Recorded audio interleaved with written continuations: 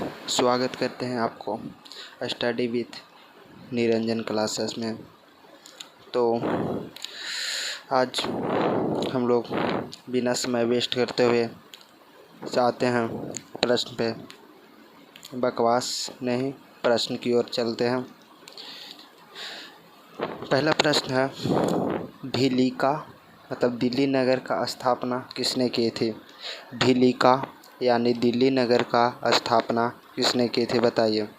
दिल्ली नगर का स्थापना किसने की थी बताना है आपको। दिल्ली नगर का स्थापना किसने की थी? तो ढीली का स्थापना तोमरों ने की थी। ये इज राइट आंसर, तोमरों ने की थी। ढीली का यानी दिल्ली नगर का स्थापना तोमरों ने की थी। चलिए अगला सवाल।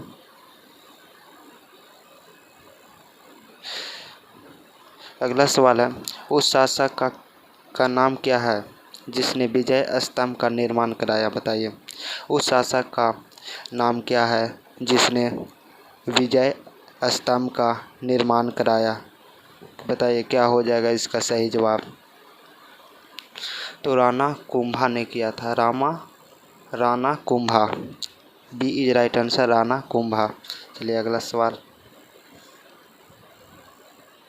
तीसरा सवाल है, किस नाटक के कुछ अंश 2.5 दिन का झोपड़ा मस्जिद की दीवारों पर अंकित है? बताइए।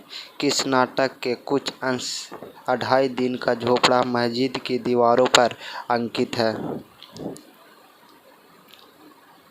तो इसका सही जवाब हो जाएगा हैरी केली, सी इज राइट आंसर, हैरी केली। चलिए अगला सवाल।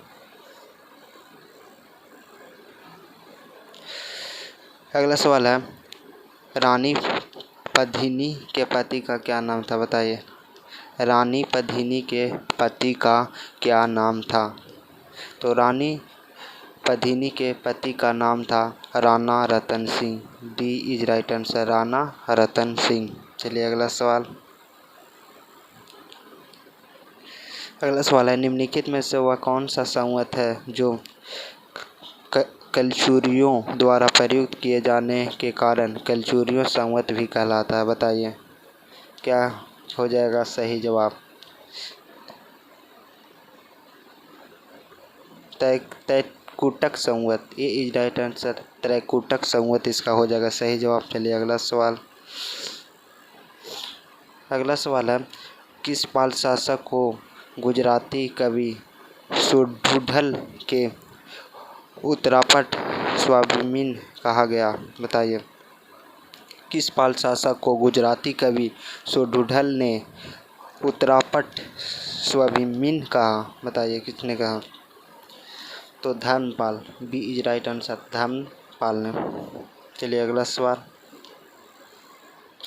अगला सवाल है, किसके राज्यकाल में लक्ष्मीधर ने कल्पद्रुम या कत्यक तहलछात्मक ने कल्पद्रुमद या कृतकल्प तुरु नामक विधि ग्रंथि की रचना की? बताइए किसने की।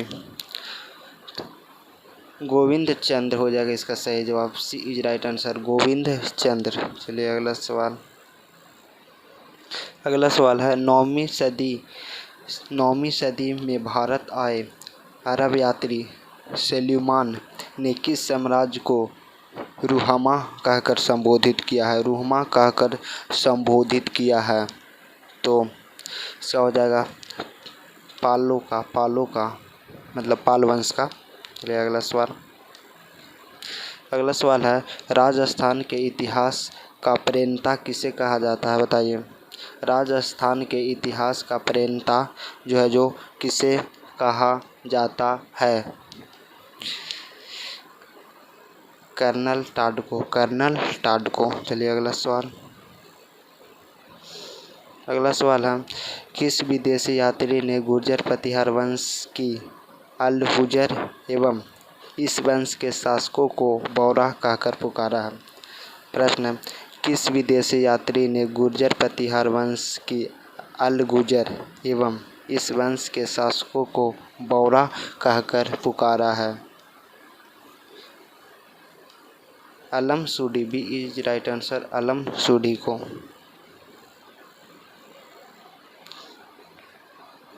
अगला सवाल है समरागन सूत्रधार का विषय क्या है, बताइए। समरागन सूत्रधार का विषय क्या है? तो सत्यापन शास्त्र, सत्यापत शास्त्र। ले अगला सवाल, राष्ट्रकूट वंश की राजधानी कहाँ थी, बताइए। राष्ट्रकूट वंश जो था, जो जिसका राजधानी जो था, जो कहाँ थी? मालखंड या Manyakhet is right answer, D हो इसका सही जवाब हो जाएगा, मालखंड या मालखेत। चलिए अगला सवाल, किस प्रतिहार शासक ने आदिवाह की उपाधि धारण की थी? किस प्रतिहार शासक ने आदिवाह की उपाधि धारण की थी? मिहिर भोज ने जो आदिवाह की उपाधि धारण की थी, ए इज राइट आंसर, मिहिर भोज। चलिए, जैन वास्तुकला का प्राचीनतम उदाहरण कहाँ से मिलता है, बताइए। जैन वास्तुकला का प्राचीनतम उदाहरण है जो कहाँ से मिलता है? तो इसका सही जवाब हो जाएगा दिलवाड़ा में। चलिए, इसका बी राइट आंसर हो जाएगा, दिलवाड़ा में। चलिए अगला सवाल, है 1712 ईस्वी में सिंध पर अरबों के आक्रमण के समय वहाँ का शासक कौन था, बताइए। 712 ईस्वी में सिंध पर अरबों के आक्रमण के समय वहाँ का शासक जो था, जो कौन था? तो वहाँ का शासक था जो दाहिर था, सी इज राइट आंसर, दाहिर। चलिए अगला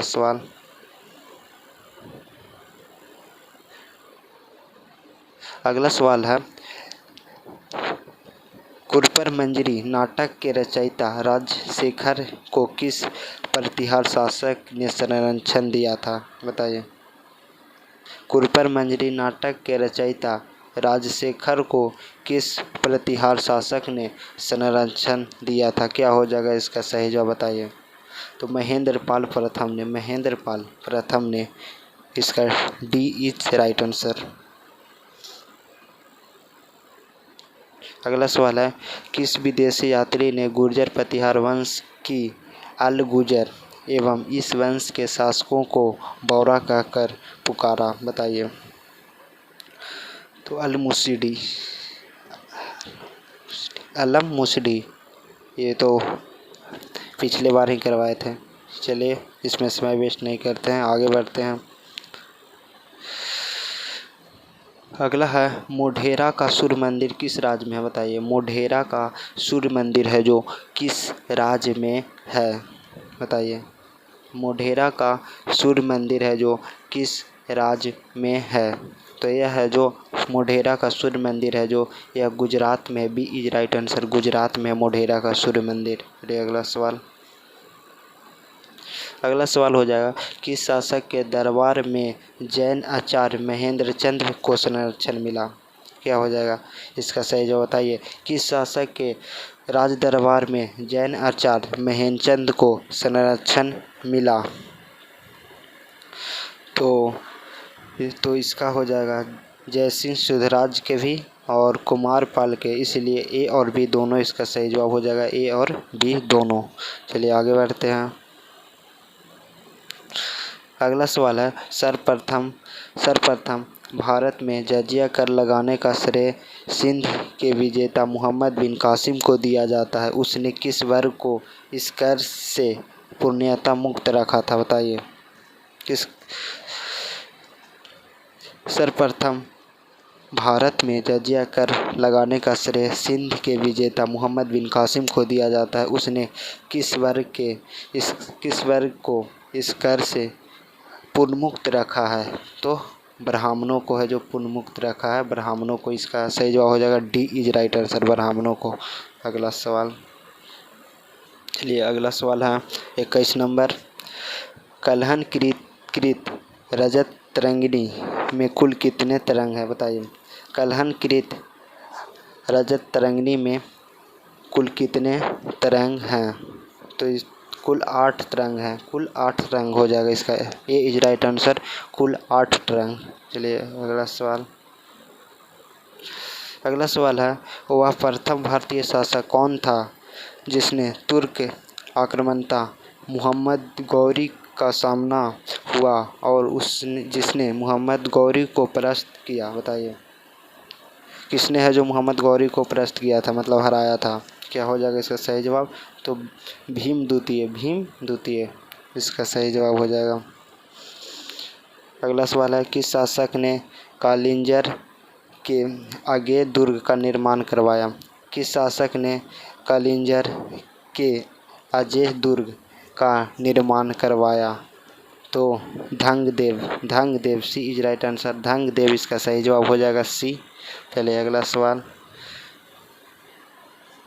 कुरपर मंजरी नाटक के रचयिता राजशेखर, ये तो हो गया है, इसका तो करवा दिए हैं, इसका महेंद्रपाल प्रथम सही हो जाएगा। चलिए अगला सवाल। निम्नलिखित में से भारत पर पहली बार आक्रमण करने वाला कौन था? बताइए निम्नलिखित में से भारत पर आक्रमण करने वाला कौन था? तो अरब, सबसे पहले अरबों ने भारत पर आक्रमण किया था। ए इज राइट आंसर। अगला सवाल। पृथ्वीराज रासो निम्नलिखित में से किसने लिखा था? बताइए पृथ्वीराज रासो जो निम्नलिखित में से किसने लिखा था? बताइए किसने लिखा था? पृथ्वीराज रासो किसने लिखा था? बताइए किसने लिखा था? तो चंदर दाई ने, B is right answer, Chandar Dai. अगला सवाल। अगला सवाल है, वर्ष 1100 ईस्वी में निर्मित मंदिर जो भुवनेश्वर के अन्य मंदिरों पर प्रधानता रखता है वह कौन सा है? बताइए वर्ष 1100 में निर्मित मंदिरों जो भुवनेश्वर के अन्य मंदिरों पर प्रधानता रखता है वह कौन सा है? बताइए कौन सा है? तो हो जाएगा त्रिभुवनेश्वर लिंगराज, जिसका सही जवाब हो जाए option C is right answer, Tribhuvaneshwar Lingaraj. चलिए अगला सवाल। अगला सवाल है, दिलवाड़ा मंदिर कहाँ स्थित है? बताइए दिलवाड़ा मंदिर है जो कहाँ स्थित है? दिलवाड़ा मंदिर है जो कहाँ स्थित है? तो आबू पर्वत पर दिलवाड़ा मंदिर है जो स्थित है आबू पर्वत पर। चलिए अगला सवाल। अगला सवाल है, खुजहारों स्थित मंदिर का निर्माण किसने करवाया? बताइए खुजहारों स्थित मंदिर का निर्माण है जो किसने करवाया? तो चंदेल राजपूतों ने करवाया था। चंदेल राजपूतों ने करवाया था, इसका सही जवाब हो जाएगा। चलिए अगला सवाल। अगला सवाल है, विजय स्तंभ कहाँ स्थित है? बताइए विजय स्तंभ है जो कहाँ स्थित है? तो आपको पता होगा कि चित्तौड़गढ़ में स्थित है। विजय स्तंभ है जो चित्तौड़गढ़ में स्थित है, याद रखना है, ये बी राइट आंसर, चित्तौड़गढ़ में है जो विजय स्तंभ स्थित है। चलिए अगला सवाल। अगला सवाल है, विक्रमशिला शिक्षा केंद्र के संस्थापक का क्या नाम था? बताइए विक्रमशिला शिक्षा केंद्र के संस्थापक का है जो क्या नाम था? तो धर्मपाल इज राइट आंसर हो जाएगा, ये सभी को पता होगा, धर्मपाल। चलिए अगला सवाल। अगला सवाल है, निम्नलिखित में से किस मंदिर परिसर में एक भारी भरकम नदी की मूर्ति है जिसे भारत की विशालतम नंदी मूर्ति माना जाता है? बताइए किसे माना जाता है भारत का विशालतम नंदी मूर्ति माना जाता है? किसे माना जाता है? तो हो जाए कंदेरिया महादेव मंदिर। चलिए अगला सवाल। अगला सवाल है कि निम्नलिखित में से किसे एक नए संवत चलाने का यश प्राप्त है? बताइए निम्नलिखित में से किसे एक नए संवत चलाने का यश प्राप्त है? किसे है? तो लक्ष्मण सेन को है। किसे है? लक्ष्मण सेन को है, ये is right answer, Lakshman Sen. चलिए अगला सवाल। अगला सवाल है, गीत गोविंद के रचनाकार जयदेव किसकी सभा में अलंकृत थे? बताइए गीत गोविंद के रचनाकार जयदेव किसकी सभा में अलंकृत थे? तो ये लक्ष्मण सेन के हो जाएगा इसका सही जवाब, लक्ष्मण सेन। चलिए अगला सवाल। अगला सवाल है, किसने सोमपुर महाविहार का निर्माण कराया था? बताइए, किसने सोमपुर महाविहार का निर्माण कराया था? तो धर्मपाल ने करवाया था। सोमपुर महाविहार का निर्माण कराया था धर्मपाल। सी इज राइट आंसर। चलिए अगला सवाल है, नैसैरेथ चरित्र एवं खंडन खंड खाद्य के रचयिता श्रीहर्ष किस शासक के राजकवि थे? किस शासक के राजकवि थे बताइए? तो जयचंद्र के शासक के राजकवि थे, जयचंद्र के शासक। D is right answer. अगला सवाल है, भुवनेश्वर तथा पुरी के मंदिर किस शैली से निर्मित है? बताइए, भुवनेश्वर तथा पुरी के मंदिर किस शैली से निर्मित हैं? बताइए क्या हो जाएगा इसका सही जवाब? तो नागार के ए इज राइट आंसर, नागार हो जाएगा इसका सही जवाब। चलिए अगला सवाल।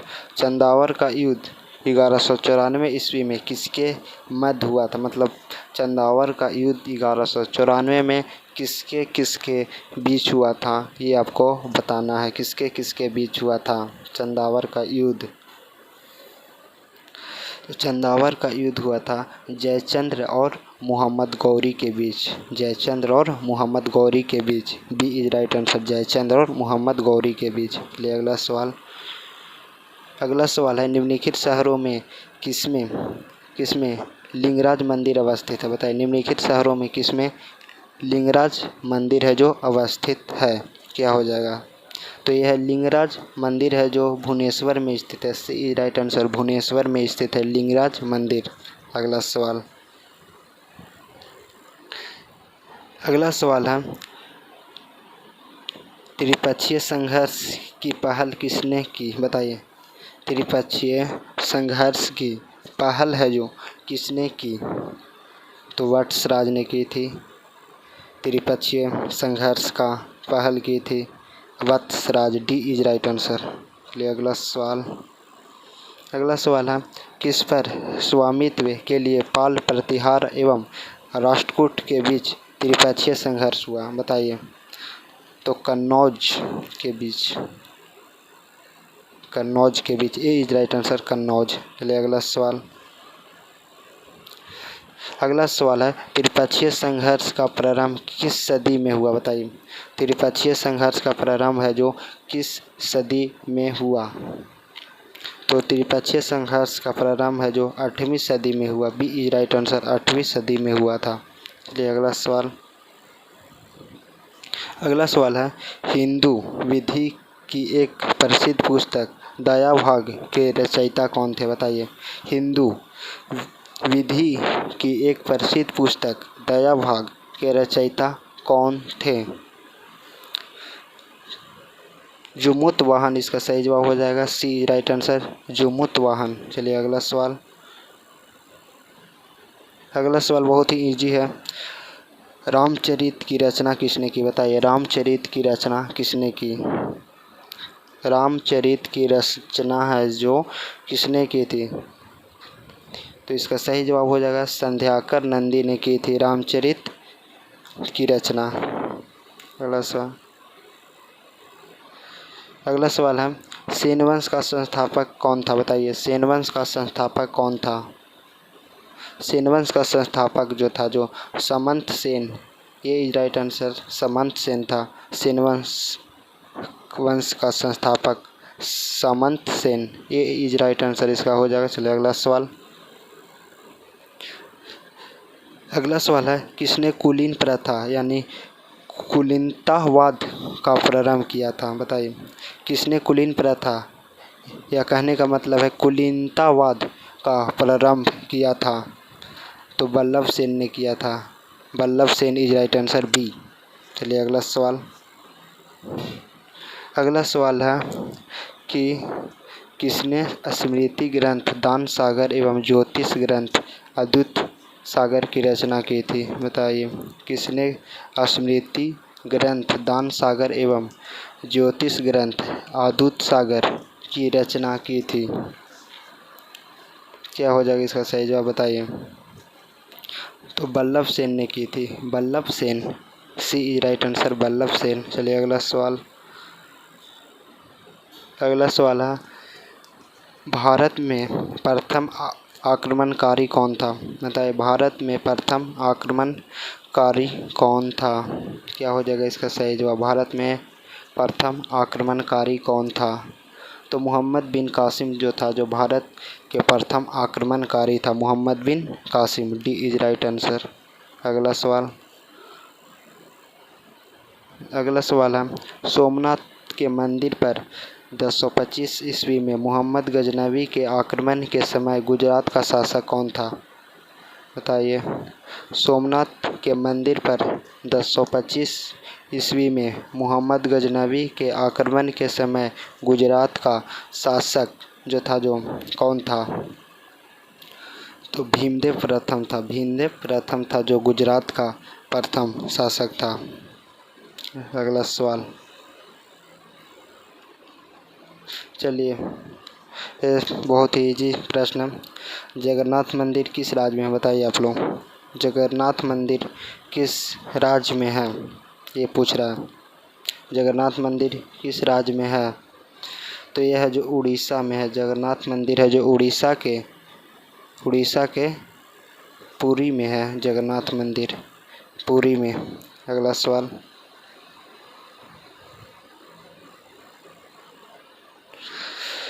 त्रिपक्षीय संघर्ष का प्रारंभ और अंत किस राजवंश ने किया? बताइए, त्रिपक्षीय संघर्ष का आरंभ किस राजवंश ने किया था?